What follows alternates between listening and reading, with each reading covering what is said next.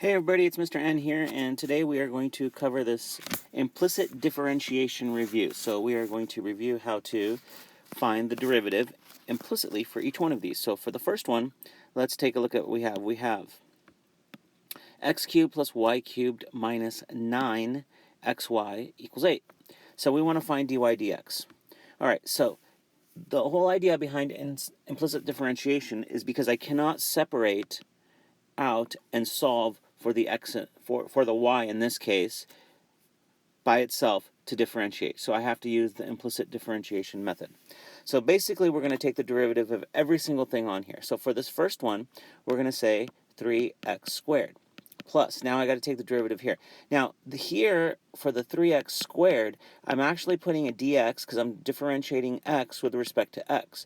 But dx is 1, so I don't write that in. So the next step is going to be 3y squared, the derivative of y with respect to x, because I differentiated y with respect to x, because that's what it told me to do. So next, we're going to do this, but I'm going to take the 9 out, and I'm going to say negative 9 and then xy, and I'll just use the product rule on that part. So over here, we're going to have the first, which is x, times the derivative of the second, which is 1, times dy dx. Whenever I take a derivative, I need to indicate dy, what the derivative I'm taking of with respect to the variable. And in this case, they want it to be with respect to x. So first times the derivative of the second plus the second times the derivative of the first, which is in this case 1. So the derivative of x is just 1 dx dx, so I don't write it in, equals, take the derivative of the 8, that's a constant, which is 0. And now I need to separate this out and solve for the dy dx. So we're going to end up with 3x squared plus 3y squared dy dx minus 9x dy dx minus 9y equals 0. Now let's go ahead and put these two on the other side, and I'll end up with 3y squared dy dx minus 9x dy dx equals, now this will be 9y minus the 3x squared. So 9y minus the 3x squared. Now I can factor this out on this side. So I take out the dy dx, and I'm left with 3y squared minus 9x equals 9y minus 3x squared. Isolate my dy dx, and I will end up with 9y minus 3x squared over 3y squared minus 9x. Now, on an AP test, on the free response, you can go ahead and leave it like this. But on a multiple choice, you are going to need to simplify it.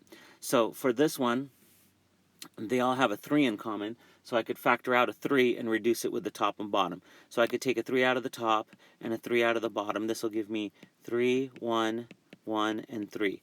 So rewriting all that from what I said, we end up with dy dx as equaling 3y squared minus the x squared all over y squared minus 3x.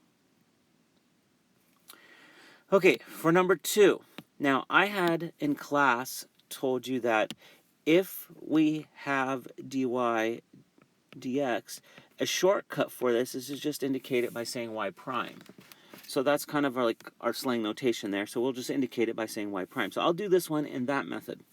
So again, implicitly differentiate each one of these with respect to x. So this first one's going to be 2, because the derivative of y is just 1. And then I'm going to indicate this. We said we'd use the y prime here.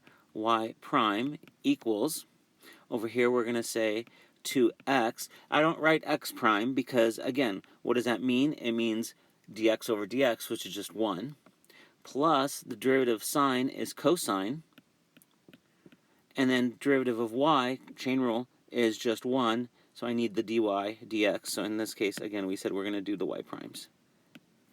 All right, now let's collect the y primes on the same side and isolate them. So we're going to say 2y prime minus the cosine y prime equals 2x. Take out your y prime.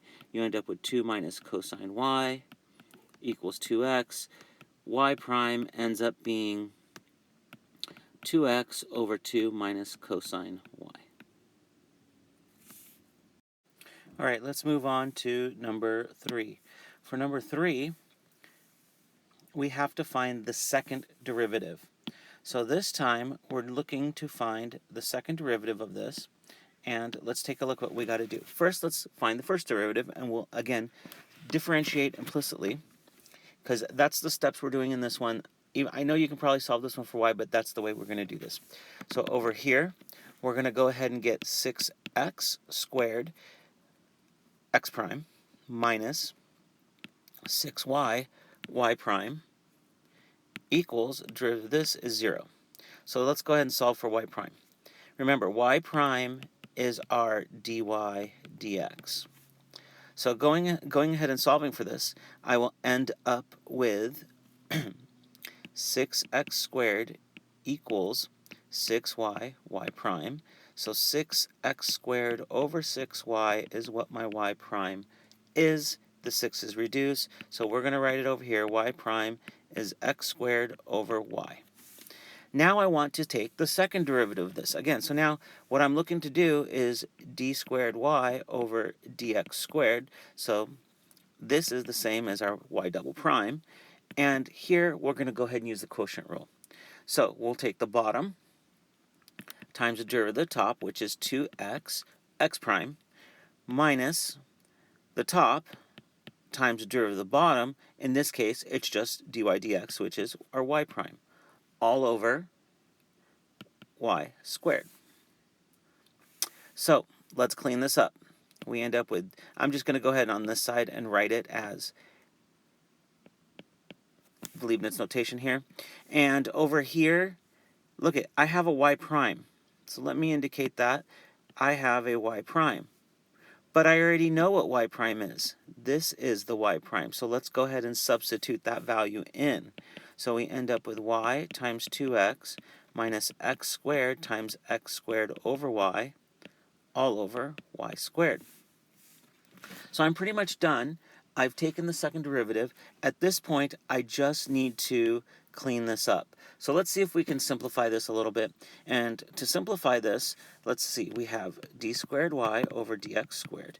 This is going to be 2xy minus x to the fourth over y squared. So what I can do is I can multiply the top and bottom here by y, and I'll end up with a final answer of 2xy squared minus x to the fourth all over y squared. And I can take out an x additionally at this point if I really wanted to clean this up completely. Take the x out, you're left with 2y squared minus x cubed over y squared. All right, let's move on to the last problem. And on the last problem here, we are asked to find the equation of the line tangent and the normal to x squared plus xy minus y squared equals 1 at the point 2, 3. So how do we find a tangent line? Well, we first need to take, we first need to take the derivative. So let's implicitly differentiate this. So we're going to end up with 2x dx, right? Plus, we're going to need a product rule right here. So this is going to be first times the derivative of the second, which is just 1 y prime, plus the second, which in this case is y, times the derivative of the first, x prime, so I don't write it in, minus our 2y y prime equals 0. All right, so at this point, you can just go ahead and plug these values in. So we can say right here 2, because I know my x and y, and then just go ahead and solve for y prime, which is my slope. So I can do that. So we can say 2 times 2 plus x, which is 2 times y prime, plus y, which is 3, minus 2y y prime equals 0, and solve for y prime. And by doing this, I'll get 4 plus 2y prime. This becomes plus 3 minus 6y prime equals 0. So I'll end up with, over here, 7. So I'll put it on this side. So negative 4y prime equals negative 7. So y prime is going to be 7/4, which is my slope. Now, if you were trying to generalize this and get y prime by itself and then substitute it in, let's go ahead and do that on this side over here, just giving you another way.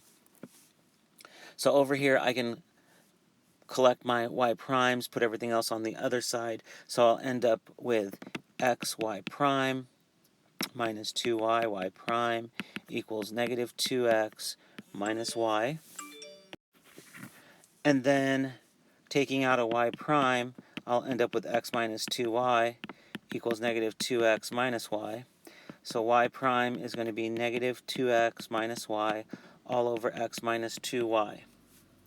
So this is my y prime, which is my slope, right? That's what we need to write our tangent line.